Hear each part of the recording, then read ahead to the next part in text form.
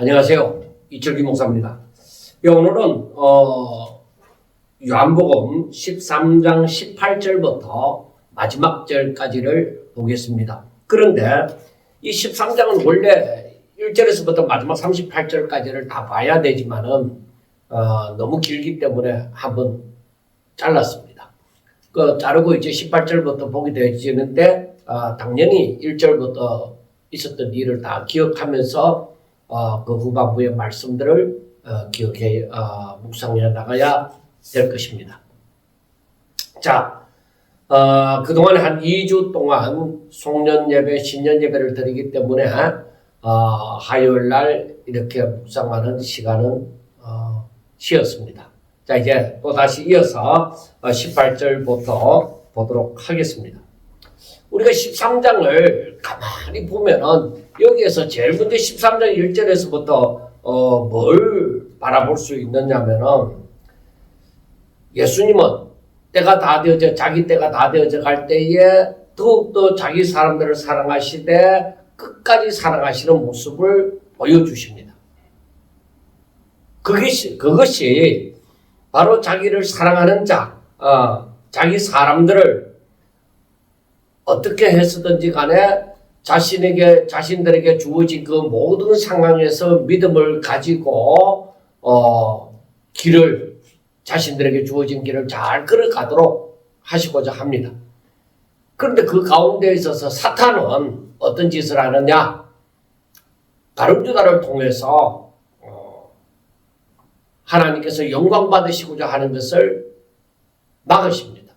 그러니까 하나님의 사람들, 여기에서 13장 1절에서는 세상에 있는 자기 사람들이라고 얘기했는데 하나님의 사람들이 하나님의 말씀대로 살지 못하도록 어찌하든지 미혹을 하고 저들에게 두려움을 줌으로 말미암아서 저들이 하나님의 뜻대로 살지 못하도록 그 가는 길을 방해하고자 하는 것입니다. 그런데 이렇게 두 길을 볼 수 있으면서 예수님께서 이 13장을 통해서 하시는 일을 봅시다. 먼저 우리가 지난번에 보았던 13장 1절에서부터 17절까지의 말씀 가운데서 볼 때에 예수님께서는 먼저 그 세족식 제자들의 발을 씻겨주심으로 말미암아서 섬김의 본을 보여주셨고 이제 저들도 주님과 같이 하라고 했습니다. 그래서 14절에 보면은 내가 주와 또는 선생이 되어 너희 발을 씻었으니 너희도 서로 발을 씻어주는 것이 옳으니라. 내가 너희에게 행한 것 같이 너희도 행하게 하려 하여 본을 보였노라 하고 말씀을 합니다. 그러니까 예수님이 하시는 말씀은 내가 너희들에게 이렇게 본을 보여준 것은 너희들이 내가 살아가는 삶을 본받아 살게 하기 위하여서 어떻게 해야 되는지를 보여준 것이다. 그렇게 말씀을 하고 있습니다. 그런데 여기에서 보면은 16절에서 보면은 내가 진실로 너희에게 이르노니 종이 주인보다 크지 못하고 보냄을 받은 자가 보낸 자보다 크지 못하나니 너희가 이것을 알고 행하면 복이 있으리라 하고 말씀을 합니다.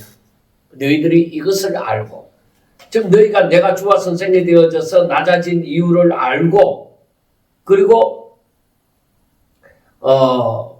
오로지 그 길 외에는 다른 길이 없다는 것을 알고 또 그 방식으로 실제적으로 살아간다면은 너희들은 이미 하나님의 복 가운데 있다는 것을 말씀을 해주고 있습니다.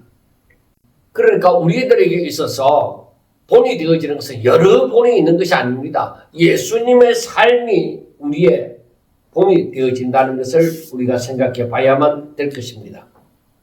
그러니까 우리가 어떤 도덕적인 삶이 아닙니다. 예수님의 삶은 바로 복음입니다. 그렇게 살면 복이 있으리라는 것입니다.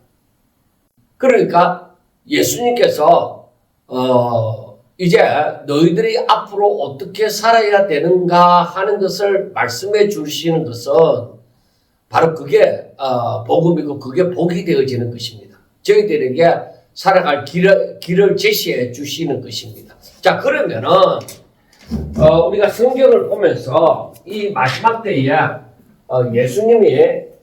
예수님이 십자가에 못 박히고 그리고 부활하시고 그리고 승천하셨다 이 말입니다. 예수님이 십자가에 못 박히고 부활하시고 승천하셨습니다. 그 다음에 남아있는 사람들, 남은 자들, 하나님의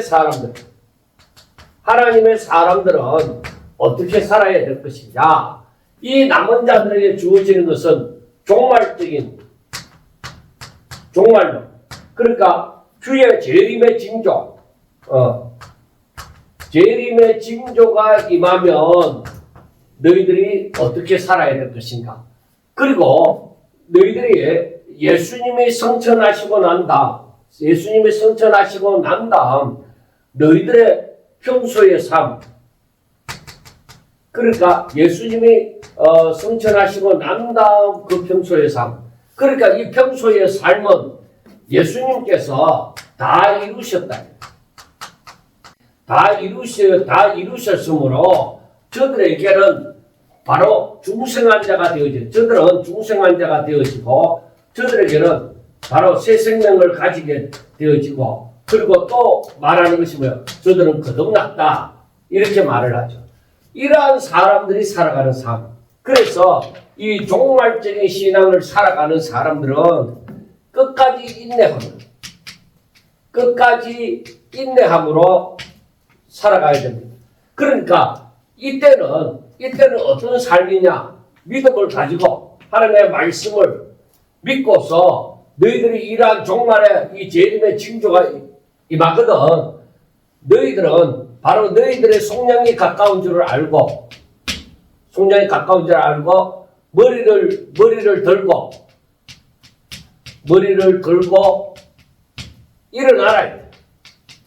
일어나라. 그리고 너희들이 깨어서 이때에 더욱더 깨어서 하나님을 의지해라. 깨어 기도해라. 바로 이 말. 이렇게 너희들이 종말이 임하거든, 저 재림의 징조가 임하거든, 이렇게 살라 하고 송년 예배 때, 신년 예배 때 말씀을 드렸습니다. 그러면 오늘 우리가 요한복음 13장에서 보는 것은 무엇이냐? 그 이전의 삶은 너희들이 어떻게 거듭난 자로서, 중생한 자로, 새 생명을 가진 자로서 어떻게 살아야 되느냐? 그것이 바로 예수님께서 도를 보여주신 거예요. 어떻게 살아야 되느냐? 그래서 여기에서 성김의 도를 보여주셨습니다. 세족식을 행하고 그리고 저들에게 새 계명을 주셨습니다. 그래 이거는 뭐예요? 내가 너희들을 사랑한 것 같이 서로 사랑하라. 서로 사랑하라는 것입니다. 내가 너희들에게 행한 거지. 그러니까 이 세 계명을 보면은 우리가 율법과 선지자에서는 하나님을 사랑하고 그리고 이웃을 사랑하라. 그렇게 말씀을 했었잖아요. 이웃을 어떻게? 내 자신같이 사랑하라고 했는데 여기에서 이 사랑은 뭐예요? 예수님이 우리를 사랑하신 같이 예수님께서 보여주신 그러한 사랑을 예수님과 같이 너희들도 사랑하라는 것입니다. 그러니까 우리가 이 시대에 종말이 가까워져 가는 이 시대에 거듭난 자로서 중생한 자로서 하나님의 사람으로 살아가는 방법은 섬김입니다. 섬김과 오로지 사랑입니다. 사랑. 이 사랑은 어떤 사랑이냐? 내 자신같이 사랑하는 사랑에서 더 업그레이드에 대해서 예수님이 우리들을 사랑하여 주신 같이 우리도 그렇게 사랑하라는 것입니다. 그래서 우리는 이 섬김의 도와 이 새 계명을 새 계명을 잘 기억하면서 살아야 될 줄로 믿습니다. 그래서 이 요한복음 13장을 보면서는 우리가 송년 예배 때나 신년 예배 때에 누가복음 21장과 22장을 보았지만은 이 요한복음 13장을 보면서는 바로 우리가 거듭난 자로서 중생한 자로서 어떻게 살아야 될 것인가 하는 것입니다. 그래서 여기에서 이제 생각하는 것은 예수님께서는 분명하게 말씀하십니다. 예수님께서는 말씀하시기를 18절을 보면은 내가 너희 모두를 가리켜 말하는 것이 아니니라.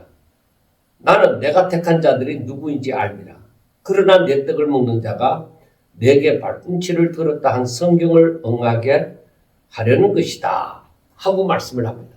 그러니까 가룟 유다의 배신을 두고서 말씀을 하는 것이죠. 그런데 그 앞에 17절에서는 너희가 이것을 알고 행하면 복이 있으리라 했는데, 그런데 그게 모두에게 적용되는 것이 아니라 가룟 유다에게는, 예수님의 제자 12제자들 가운데 가룟 유다에게는 해당이 안 되는 것이다. 왜? 하나님의 택함을 받지 못했다. 그래서 여기에서 우리가 알아야 되는 것이 무엇이냐? 택함.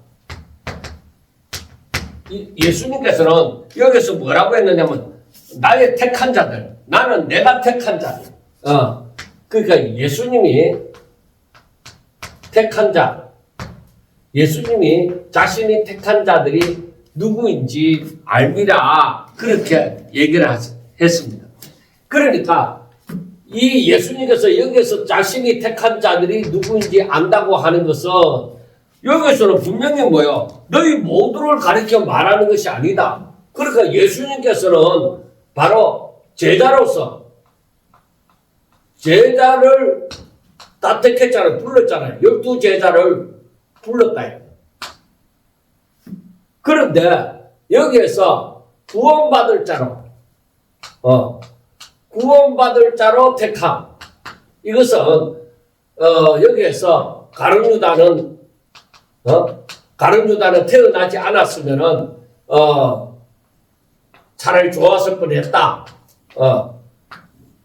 그와 같이 택한 자라고 해서 예수님의 택한 자를 안다. 가룟 유다는 제자로서는 택함을 받았지만 구원받을 자로서는 택함을 받지 않았다는 것을 우리가 알아야만 하는 것입니다. 제자로서 택함을 받았으면은 당연히 구원받을 자로 택함을 받았다, 그렇게 할 수는 없습니다. 이 말씀을 보면서. 그래서 가룟 유다는 예수님이 본을 보여주신 것처럼 그렇게 행하지도 않을 뿐만 아니라 그 복을 받지 못하는 것입니다. 그래서 우리가 생각해 보셔야 됩니다. 내가 주의 말씀을 따라서 행하는 삶을 살아가나, 그런 삶을 살고자 내가 힘쓰고 애쓰고 노력하나, 그렇지 아니하면 내가 알기는 알아도 그렇게 살고 싶은 마음이 내게 없다. 어느 것이냐 이겁니다. 가룟 유다는 그렇게 살고 싶은 마음이 없는 거죠. 알기는 안다고 하더라도. 그래서 여기에서 이러한 사람은 그러나 내 떡을 먹는 자가 내게 발꿈치를 들었다 한 성경을 응하게 합니다. 이 말씀이 시편 41편 9절에 있는 말씀입니다. 우리가 시편을 41편에 보면은 41편 9절을 한번 제가 읽도록 하겠습니다. 41편 9절. 내가 신뢰하여 내 떡을 나눠 먹던 나의 가까운 친구도 나를 대적하여 그의 발꿈치를 들었나이다 하고 말을 합니다. 그러니까 내가 신뢰하여 내 떡을 나눠 먹던 나의 가까운 친구, 내 곁에 있는 사람, 내 사람이라고 생각하는 그런 사람입니다. 그러니까 가룟 유다는 12제자 가운데 포함이 되어지죠. 포함이 되어지는데 그가 나를 대적해서 내 발꿈치를 들은 거예요. 나를 배반하는 거예요. 그래 이것은 우리가 사무엘하 15장에서 17장에 있는 말씀을 보면은 다윗의 모사꾼인 아히도벨이 압살롬이 반역을 할 때에 다윗 편에 있지 아니하고 아히도벨 편에 서게 되어진 겁니다. 아히도벨은 너무나도 똑똑한 사람이고 하지만은 하나님 앞에 쓰임을 받는 것이 아니라 자기 머리를 믿고 다윗에게 붙어 있다가 결국에 압살롬이 우세하겠다 해서 압살롬에게로 간 것입니다. 그러나 하나님의 뜻을 따른 것이 아니라 그는 자기 뜻을 따라. 가룟 유다도 마찬가지입니다. 예수님께 붙어 있지만은 바로 예수님이 이 세상의 메시아, 이 세상을 구원할 자, 로마의 지배에서 이 이스라엘을 구원하고 그리고 예수님이 왕이 되어질 때 자기가 한 자리 차지할 걸 그걸 생각하는 거예요. 분명히 예수님은 어찌하든지 승리하신다. 그걸 알기는 아는데 이 돌아가는 거 보니까 예수님의 방법대로 해서는 안 되겠다 이 말이에요. 그러니까 가룟 유다가 자기 생각을 가지고 내가 사탄에게 가서 이렇게 예수를 팔면 예수님은 분명히 승리할 그런 능력을 가지신 분이시니까 이 사탄을 물리치고 이 적들을 대적하는 자들을 물리치고 예수님이 왕이 되어질 것이다. 그렇게 계산을 한 것이죠. 그러니까 그런 아히도벨이나 죄송합니다. 아히도벨이나 가룟 유다가 다 지혜로운 자이지만은 그들이 하나님 앞에 쓰임을 받지 않고 자기가 주인이 되어져서 쓰임을 받는 것입니다. 그렇기 때문에 이들은 배반할 자이죠. 그래서 이 일을 미리 말해주는 이유가 무엇이냐? 내가 그인 줄 너희로 믿게 하려 함이다. 일이 일어날 때에. 그러니까 이와 같은 일이 가룟 유다의 배신이 일어날 때에 바로 예수님은 메시아구나 하는 것을 확실하게 알도록 하기 위해서 이 일을 미리 얘기를 한다는 것입니다. 그러니까 여러분 여기에서도 우리가 오늘 말씀에서도 깊이 생각할 부분이 많이 있지만 그걸 전부를 다 하지는 못합니다. 그러나 일부분은 하겠습니다. 지금부터 일이 일어나기 전에 미리 너희들에게 말해둔다. 그러면은 여러분 예수님이 가룟 유다를 저 나쁜 놈 하면서 가룟 유다를 비난해서 완전히 드러내어서 가룟 유다를 공격하는 그러한 의미가 아닙니다. 그러니까 가룟 유다 저놈은 아주 나쁜 놈이야. 나를 배신한 놈이야 하면서 드러내기 위해서 미리 말하는 것이 아니라 예수님은 남은 제자들이 예수님이 예수님이 누구신지를 즉 메시아이신지를 믿게 하려는 그 목적으로 미리 말씀하셨다 이거예요. 그러면 우리가 예수님의 마음을 좀 더 뒤편에서 알아가도록 하겠습니다. 여러분 여기에서 미리 너희에게 일러두면 가룟 유다의 배반을 알려주는 것도 있지만은 이 길이 바로 생명의 길이며 내가 알고 가는 길이라고 미리 심어주심입니다. 그러니까 예수님은 가룟 유다의 배반을 알면서도 이 길을 걸어가잖아요. 이 길이 바로 예수님이 걸어가야 되는 길이라는 것입니다. 그러면은 예수님이 걸어가신 길을 걷는 우리들은 세상으로부터 사탄의 내가 주님이 걸어가신 그 길을 우리가 걸을 때에 세상으로부터 배반을 받겠느냐? 당연히 고난이 없다고 볼 수가 없죠. 배반이 있을 것이다. 우리는 미리 생각을 하셔야 됩니다. 자, 20절. 내가 진실로 너희에게 이르노니 내가 보낸 자를 영접하는 자는 나를 영접하는 것이요 나를 영접하는 자는 나를 보내신 이를 영접하는 것이니라 하고 말씀을 합니다. 그러니까 너희들이 세상에 살면서 여러 가지 환난을 당할 것이다 이거예요. 가룟 유다가 예수님을 배신하는 것처럼 그런 배신도 당할 것이다. 그러나 사도적인 권위를 저들에게 주십니다. 내가 보낸 자를, 즉 제자들을 얘기하죠. 내가 보낸 자를 영접하는 자는 나를 영접하는 것이고 나를 영접하는 자는 곧 나 보내신 이를 영접하는 것이다. 하나님을 영접하는 것이다 하고 말씀을 합니다. 그러니까 가룟 유다의 배신으로 모든 것이 무너지는 것이 아니라 바로 제자들의 권위를 오히려 세워주십니다. 그러니까 세상에는 이런 불신 세력들이 있으므로 제자들을 얼마든지 배신을 하고 영접하지 않을 수 있음을 어떤 면에서는 예고하고 있는 것입니다. 그런데 21절을 보세요. 예수께서 이 말씀을 하시고 심령이 괴로워 정언하여 이르시되 내가 진실로 진실로 너희에게 이르노니 너희 중 하나가 나를 팔리라 하시니 제자들이 서로 보며 누구에게 대하여 말씀하시는지 의심하더라 하고 말씀을 합니다. 그러니까 이것은 왜 앞에서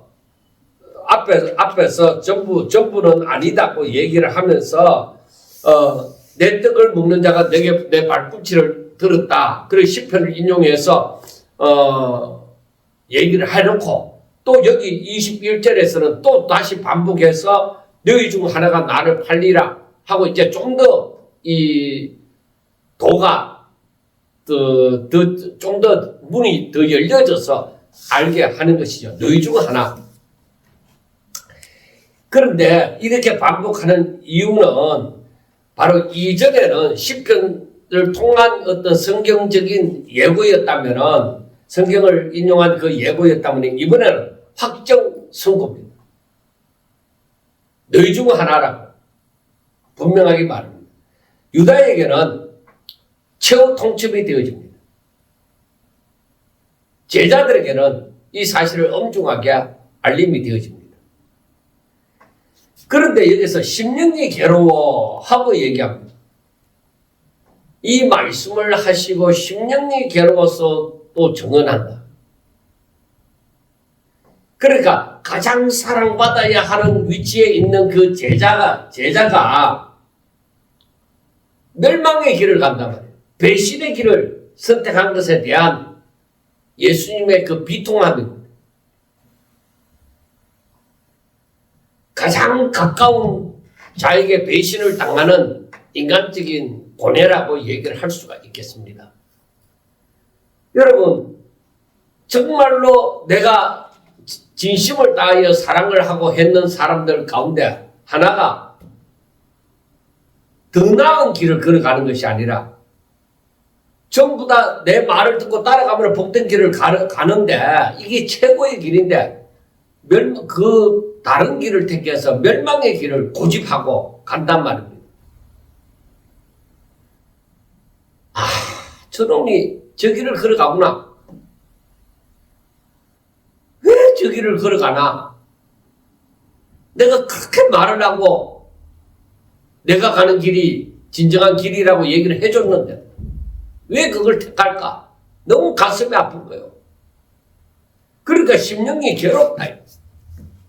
그러니까 어떤 의미에서는 목자에 찢어지는 마음, 부모의 가슴이 찢어지는 마음과 마찬가지입니다. 하나님의 사랑을 두고 얘기합니다. 그래서 내가 진실로 진실로 너희에게로니 너희 중 하나가 나를 팔리라. 그 가룟 유다가 이 말을 들을 때는 뭐예요? 마지막 경고입니다. 확실하게 알 수 있도록 얘기합니다. 자, 우리가 그 1장, 13장, 2절 보면은 마귀가 벌써 시몬의 아들 가룟 유다의 마음에 예수님을 팔려는 생각을 넣었더라. 그러니까 주의 말씀을 확실하게 붙들지 못하면 그리고 주의 말씀을 온전히 받아들이지 못하고 멀리 두면은 그 사이에 사탄이 틈타는 거예요. 그래서 팔려는 생각을 주었단 말이에요. 그래서 이제 지금은 확정적입니다. 너희 중 하나가 나를 팔리라. 그래서 우리가 이걸 보면서 제자들이 서로 의심을 하는 것을 보게 되어집니다. 누구냐? 그래서 여기서 그 예수님의 사랑받는 자, 그 제자들 중에 하나인 그가 예수님의 품에 의지하여 누워 있습니다. 기대어 있습니다. 이때 시몬 베드로가 머리짓을 이렇게 하면서 누군지 물어봐라 이렇게 한 것이죠. 그래서 이 요한이 묻습니다. 말씀하신 자가 누구인지 말하라 하니까 예수님의 가슴에 기대어서 주여 누구십니까? 하고 묻는 것입니다. 자, 우리가 여기서도 또 한 부분을 생각해 볼 수 있습니다. 베드로가 수제자의 입장에 있잖아요. 모든 일에서 다른 제자들보다 앞장서잖아요. 그런데 지금 이 배신할 자가 누군지 이 묻는 데 있어서는 다른 때와 마찬가지로 예수님에게 당장 나아가서 예수님은 그 사람이 누굽니까? 하고 이렇게 베드로가 물을 수 있는데 오히려 예수님의 사랑을 받는 자가 예수님께 기대어 있을 때에 머리짓을 하면서 누군지 물어봐라고 얘기합니다.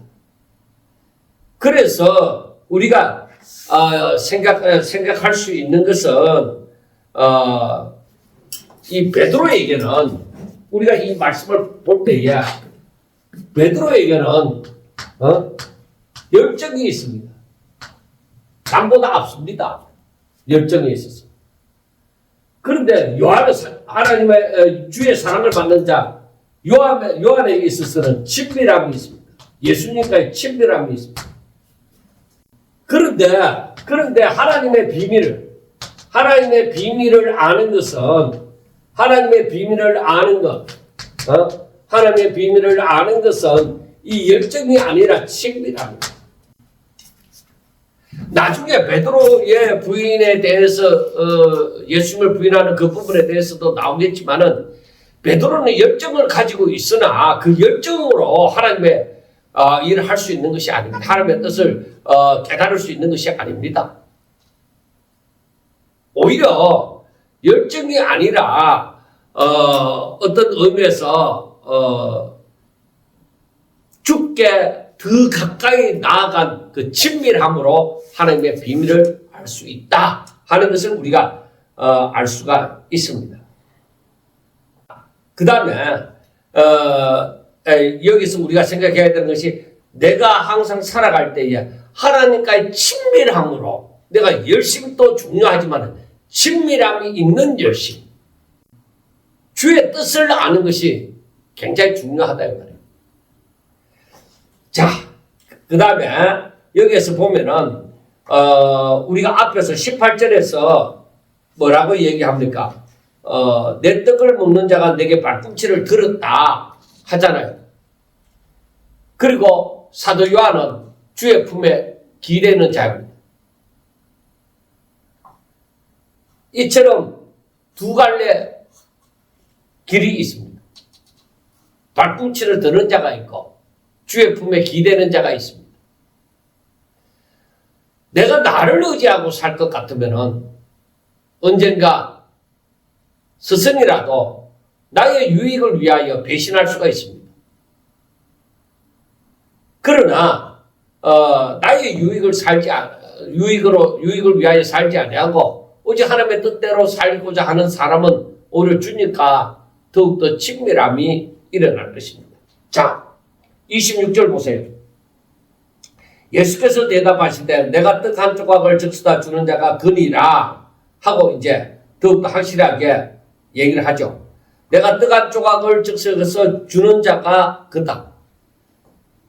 곧 한 조각을 적셔서 가룟 시몬의 아들 유다에게 주시니 조각을 받은 후 곧 사탄이 그 속에 들어간지라 하고 말씀을 합니다. 자, 여러분, 가룟 유다를 나타내는 데 있어서 18절에서는 시편 41편 9절을 두고서 인용을 해서 간접적으로 얘기를 합니다. 그리고 21절에서는 너희 중 하나가 나를 팔리라 하고 좀 더 직접적으로 말씀을 합니다. 이제 방금 읽은 26절에서는 바로 떡 한 조각을 적셔다 주는 자가 바로 그 사람이다 하면서 가룟 유다에게 줍니다. 구체적으로 이제 지목을 해주는 것이죠. 바로 그 사람이 가룟 유다다. 여러분들은 어떻게 생각을 하십니까? 예수님이 왜 이렇게 하셨을까요? 여러분, 예수님은 이 무리들 앞에 통로가 아니라 이러한 사인을 통해서 예수님 뜻대로 주권적으로 지리하심을 봅니다. 배반자를 다그치거나 즉시 공개 처형하듯이 하지 않았습니다. 바로 이놈이야, 이놈이 때려 죽여줄 뭐야, 그렇게 하지 않았습니다. 오히려 침착하게 자신의 방식으로 구속사에 그 하나님의 계획 가운데서 이 사건을 진행해 가시는 것입니다. 여기서 우리는 무엇을 생각해 볼 수가 있느냐면은 21절에서 너희 중 하나가 나를 팔리라고 했을 때 가룟 유다는 좀 더 거기서 이미 팔려는 생각을 사탄 집에 넣었잖아요. 그것을 알고 섬뜩하고 느끼고 스승님 제가 잘못했습니다. 제가 그런 생각을 했습니다 하고 돌아와야 되는 거예요. 그래도 돌아오지 않는 거야. 그래서 26절에서 내가 떡을 적셔 주는 자가 바로 그 사람이다 하고 가룟 유다에게 주었을 때 아이고 선생님 내가 잘못했습니다 하고 이렇게 돌아와야 되는데 이 마지막까지 예수님은 가룟 유다를 위하여 모든 선처를 다 베푸시는 거죠. 사랑을 나타내시는 것이죠. 근데 가룟 유다는 끝까지 안 돌아옵니다. 그래서 조각을 받은 후 곧 사탄이 그 속에 들어갑니다. 그러니까 2절을 보면 예수님을 팔려는 생각을 넣었습니다. 이것은 유혹하고 충동하는 그러한 단계입니다. 그리고 27절에서 방금 읽은 말씀에서는 사탄이 그 속에 들어갔습니다. 이제는 결단을 내리고 신령하는 단계에 들어갑니다. 그러니까 자기의 의지를 사탄에게 내어준 거예요. 그러니까 돌아서기에는 이제는 늦어버렸다.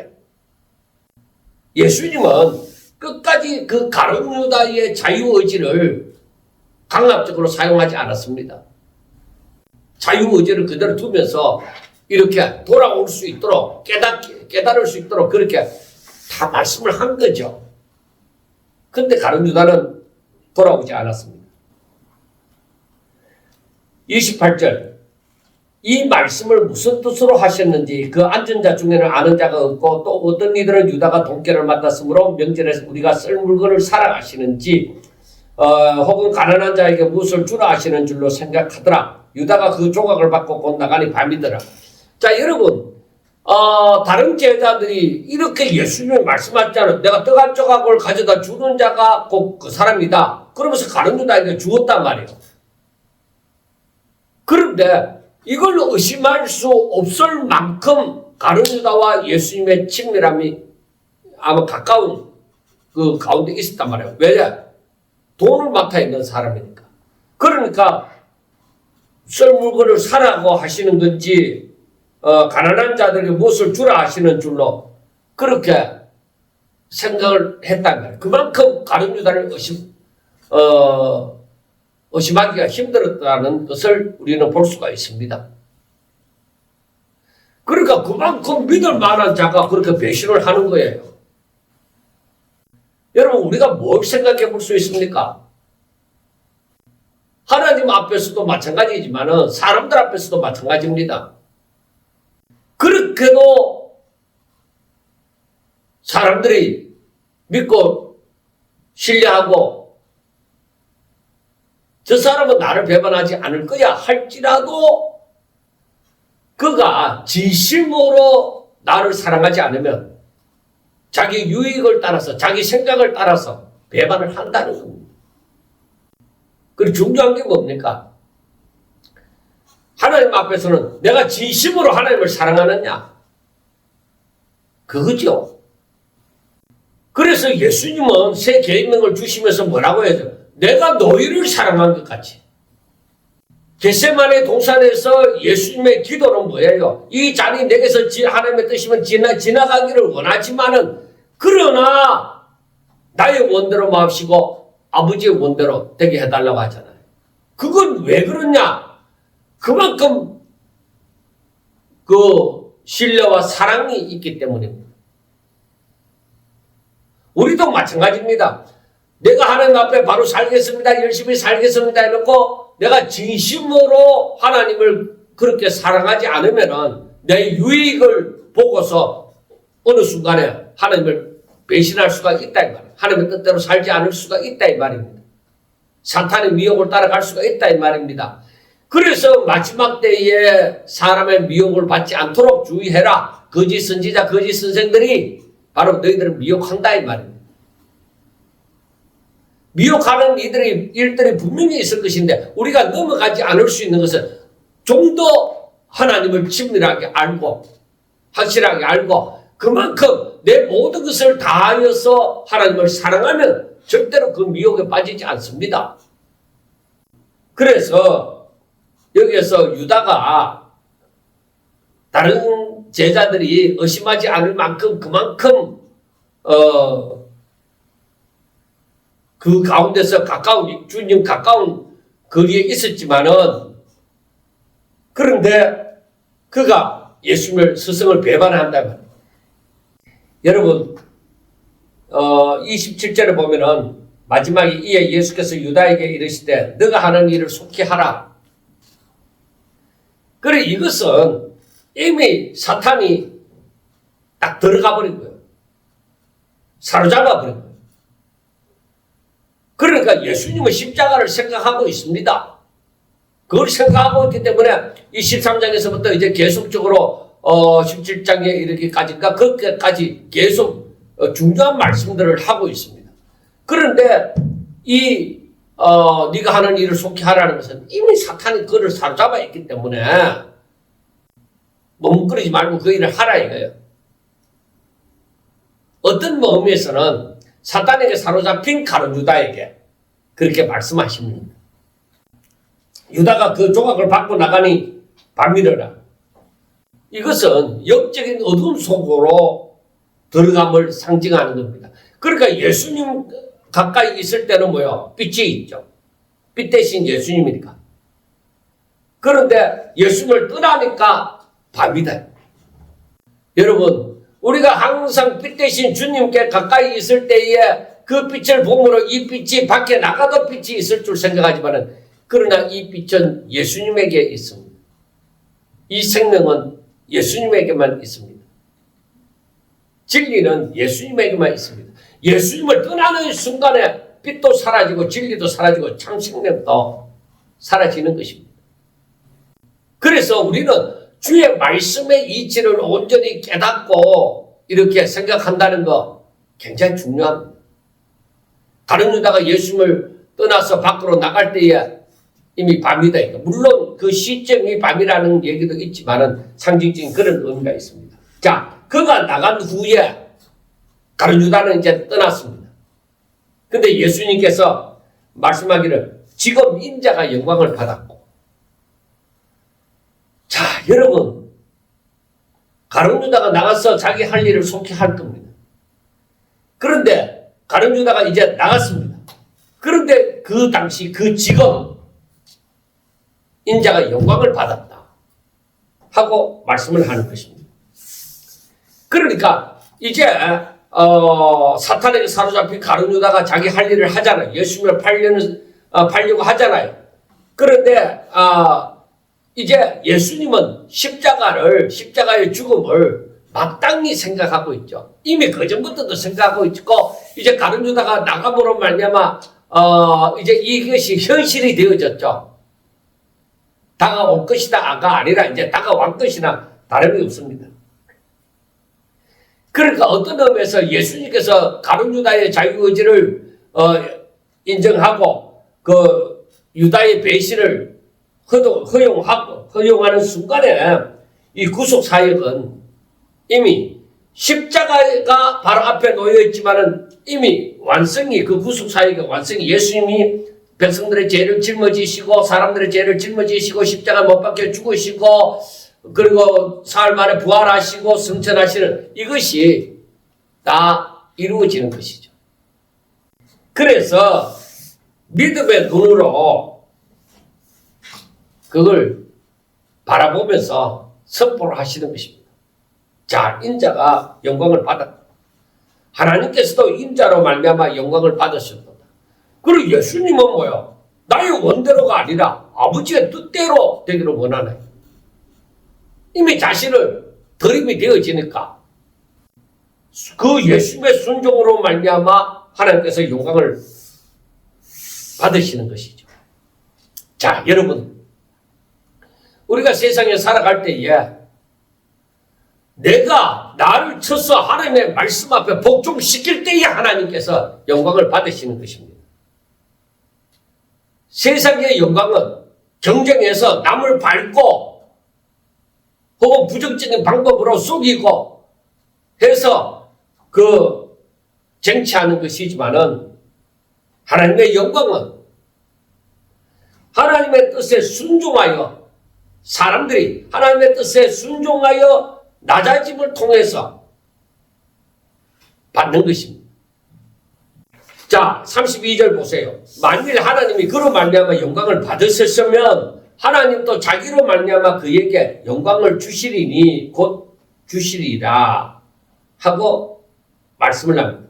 이제 하나님께서는 예수님을 사망 근세에서 일으키시고 즉 부활시키시고 지극히 높은 보좌에 앉히사 모든 이름 위에 뛰어난 이름을 주십니다. 자, 그러면은 우리가 빌립보서를 한번 보겠습니다. 빌립보서 2장 빌립보서 2장 9절입니다. 빌립보서 2장 9절에 보면은 이름으로 8절부터 보면은 사람의 모양으로 나타나서 자기를 낮추시고 죽기까지 복종하셨으니 곧 십자가에 죽으심이라. 이름으로 하나님이 그를 지극히 높여 모든 이름 위에 뛰어난 이름을 주사 하늘에 있는 자들과 땅에 있는 자들과 땅 아래에 있는 자들로 모든 무릎을 예수의 이름에 꿇게 하시고 하고 말씀을 하십니다. 하나님이 예수님의 그 순종으로 말미암아 하나님의 뜻이 이루어짐으로 영광을 받으시고 또한 예수님을 영화롭게 하신 것이죠. 모든 무릎을 예수의 이름 앞에 꿇게 하셨습니다. 그 다음 33절부터 보면은 작은 자들아 내가 아직 잠시 너희와 함께 있겠노라. 너희가 나를 찾을 것이나 일찍이 내가 유대인들에게 너희는 내가 가는 곳에 올 수 없다고 말한 것과 같이 지금 너희에게도 이르노라 하고 말씀을 합니다. 여기에서 우리가 알아야 되는 거 예수님은 제자들을 향해서 뭐라고 하느냐? 작은 자들아. 작은 자들아 하고 말씀을 합니다. 그래서 우리가 믿음이 적고 또 어떤 의미에서는 어린애와 같다는 것을 생각할 수도 있지만은 여기에서 작은 자들아 하는 것은 여러분 예수님이 이 세상을 떠나는 입장에서 이 제자들, 자기 사람들을 바라볼 때에 그 자들을 사랑하는 그 애틋한 마음, 아직까지 이들은 부족하다, 연약하다 이 말이에요. 그런데 예수님은 떠나시는 거예요. 그래 그런 마음을 가진 그 애틋함, 스승의 애틋함을 우리가 생각해 볼 수가 있습니다. 그래서 우리가 이 13장에서부터 17장에 이르는 가장 중요한 가르침을 우리가 볼 것입니다. 그러니까 바로 사랑과 보호의 그 의조로 작은 자들아 그렇게 얘기하는 것입니다. 그래서 어떤 의미에서 바꾸어 말을 하면은 진실로 나의 사랑하는 자들아, 그렇게 얘기를 하고, 좀 더 거친 표현을 하면은 나의 분신들, 나의 새끼들, 뭐 그런 식으로도 표현할 수 있으리라 생각합니다. 그래서 여기에서 33절에서는 지금 상황을 얘기합니다. 너희가 나를 찾을 것이지만은, 그러나 너희들이 내가 전에 유대인들에게 너희는 내가 가는 곳에 올 수 없다고 말을 했다 이거예요. 요한복음 7장이나 8장에서 얘기하는 것처럼. 그리고 오늘 그 36절에도 말씀하는 것처럼, 베드로에게 말씀하는 것처럼 너희는 내가 가는 곳에 올 수 없다고 말한 것과 같이 지금 너희에게도 이러라. 너희들에게도 마찬가지 입장이라는 것입니다. 그러니까 예수님께서 지금 13장에서부터 17장에 이르는 이 말씀들은 굉장히 진짜 진주와 같은 그런 말씀이 되어지죠. 이걸 깨닫는 것이 참 중요합니다. 자, 34절에서는 새 계명을 너희에게 주노니 서로 사랑하라. 내가 너희를 사랑한 것 같이 너희도 서로 사랑하라. 너희가 서로 사랑하면 이로써 모든 사람이 너희가 내 제자인 줄 알리라 하고 얘기합니다. 그래서 33장에서 이렇게 작은 자들아 하고 말씀을 하면서 너희들이 이제 나를 찾아도 보지 못한다 하는 것을 말씀을 하면서 34절에 이어서는 서로 사랑해라. 내가 새 계명을 너희들에게 준다. 서로 사랑해라. 그래, 이것은 예수님의 진실로 부탁이죠. 그러니까 세족식을 행하는 것처럼, 그래서 내가 주와 선생님이 되어져서 너희들에게 이렇게 발을 씻겨주듯이 너희들도 이렇게 살아라고 내가 본을 보여준 것이다. 그 말씀이나 지금 여기서 새 계명을 주는 것이랑 같은 같은 격입니다. 우리가 지켜야 될 것입니다. 서로 사랑해라. 내가 너희를 사랑한 것 같이. 그러니까 우리가 율법과 선지자의 강경에 보면은 내 이웃을 내 몸같이 사랑할지니라 했지만, 여기에서 이 사랑은 어떻게 하라고요? 내가 너희를 사랑한 것 같이. 그리고 주님이 모든 것을 다하여 우리를 사랑한 것 같이 너희들도 그렇게 서로 사랑하라는 것입니다. 너희들이 그렇게 사랑하면 내 제자인 줄 알리라. 그러니까 마태복음 28장에 있는 말씀을 보면 모든 족속을 제자로 삼아 그렇게 얘기했잖아요. 그러니까 모든 족속을 제자로 삼아 하는 것처럼 주를 믿는 모든 사람들이 서로 사랑해야 될 이유가 바로 거기에 있다 이 말이에요. 주님이 걸어가신 그 길을 걷는 사람은 서로 사랑하는 사람이어야만 된다는 겁니다. 그래서 오늘날 예수 믿는 사람들, 예수님의 본을 삼고 살아가는 사람들, 우리 모두는 서로 사랑하는, 주님이 우리를 사랑하듯이 서로 사랑하는 자가 되셔야만 된다는 것을 얘기를 해주는 것입니다. 자, 이제 마지막으로 이 33절과 34절을 이 문장의 흐름은 내가 이제 떠날 시간이 다 되었다. 내가 없어도 너희들의 그 정체성, 예수의 제자였던 그 정체성을 붙들 수 있는 기준은 서로 사랑하는 거다. 바로 그렇게 말씀을 하는 것입니다. 자, 그 다음에 이제 36절부터 보면 이제 베드로가 이제 등장합니다. 주여, 어디로 가시나이까? 어디로 가는데 우리 보고 자꾸 올 수 없다고 얘기하는 겁니까? 도대체 어디로 갑니까? 예수님께서 내가 가는 곳에 너가 지금은 따라올 수 없으나 후에는 따라오리라 하고 말씀을 합니다. 지금은 너가 못 따라온다. 못 따라오는 거, 네가 나를, 베드로가 하는 말이, 내가 주를 위해서 지금 왜 못 따라갑니까? 주를 위해서 내 목숨이라도 버리겠습니다. 그래. 네가 못 따라오는 거, 네가 오늘 밤에 다굴기 전에 네가 3번 나를 부인하게 될 것이다. 그게 못 따라오는 이유다. 그래 갖고 못 따라온다.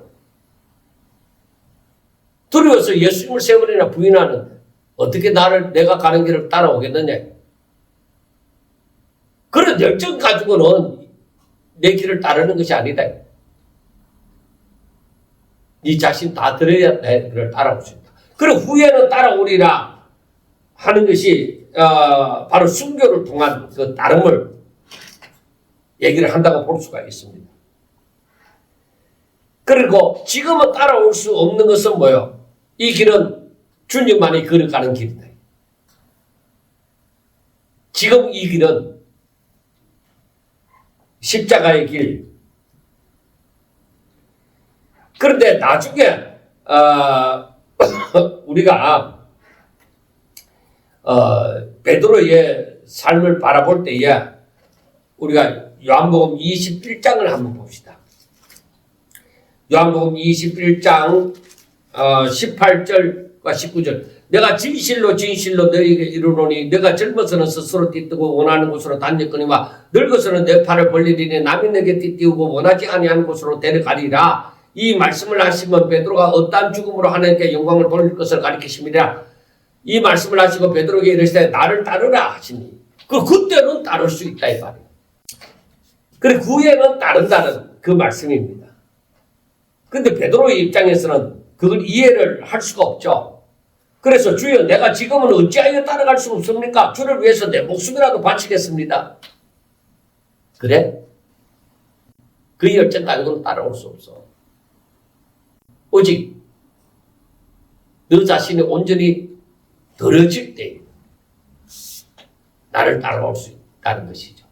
자, 그러면은 우리가 이 복음서에서 베드로의 어떤 성격을 우리가 보면은 마태복음 14장 28절과 29절을 보면은 그 14장 28절 보면은 베드로가 물 위로 걸어오시는 예수님을 보고서 만일 주시거든 나를 명하사 물 위로 걸어오라 하소서 이렇게 적극적인 반응을 보였습니다. 그리고 마태복음 16장 22절에서는 그 예수님이 예루살렘에 올라가서 십자가 못 박혀 죽고 살만은 살아나리라는 말씀을 하니까 고난을 받고 죽으리라는 얘기를 하니까 주여 그리 마옵소서 하고 예수를 만류하는 그런 부분을 볼 수가 있습니다. 그리고 마태복음 17장 4절에서는 변화산상에서 그 모습에서 그 광경을 보고서는 여기가 조사오니 우리가 초막셋을 질 때 뭐 하면서 말씀하는 그 성급한 제안을 하는 그 모습이 보여집니다. 그리고 마태복음 26장 33절에서는 다 주를 버릴지라도 나는 결코 주를 버리지 않겠나이다 하는 그런 이 섣부른 결단을 보게 되어집니다. 그리고 요한복음 18장 10절에 보면은 말고의 길을 자르는 그런 베드로의 성격을 충격적인 행동을 하는 그러한 성격도 보여집니다. 여러분, 우리에게도 베드로와 같은 그런 마음이 얼마든지 있을 수 있습니다. 내 마음으로는 온전히 하나님 뜻대로 살겠습니다. 내가 죽어도 예수를 배신하지 않겠습니다. 내 모든 것 다 버리고 주를 따르겠습니다. 그렇게 하지만은 진실로 내가 온전히 주의 것이 되어지지 않으면 진실로 주를 사랑하지 않으면 안 됩니다. 베드로와 같이 열정만 가지고 주의 일을 할 수 없습니다. 온전히 진짜 하나님 앞에 드림이 되어져서 주의 길을 걷는 것입니다. 그래서 우리가 요한복음 13장을 마치면서 가만히 생각하는 게 뭐냐?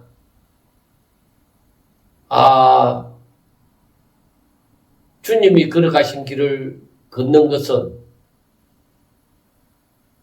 오로지 하나님의 뜻대로 사는 것이고 내 자신이 오직 하나님의 영광을 위한 제물로 드려지는 것이구나. 하나님께 영광 돌리는 목적으로 우리가 이 세상에 보냄을 받았으면 그 영광의 제물이 되어지는 거예요. 내가 온전히 그 영광을 위해서 내 자신이 온전히 드려질 때 아, 그때야 주님이 걸어가신 그 길을 걸어갈 수 있는 것이구나. 그게 예수님이 보시고자 하는 믿음이구나 하는 것을 생각해 봅니다. 사랑하는 여러분, 섬김의 본, 사랑의 본을 보여주신 우리 주님을 생각하면서 올해는 더욱더 큰 믿음 가지고 주님을 닮아가는 하나님 뜻대로 사는 저와 여러분들이 꼭 될 수 있기를 주의 이름으로 축원합니다. 감사합니다.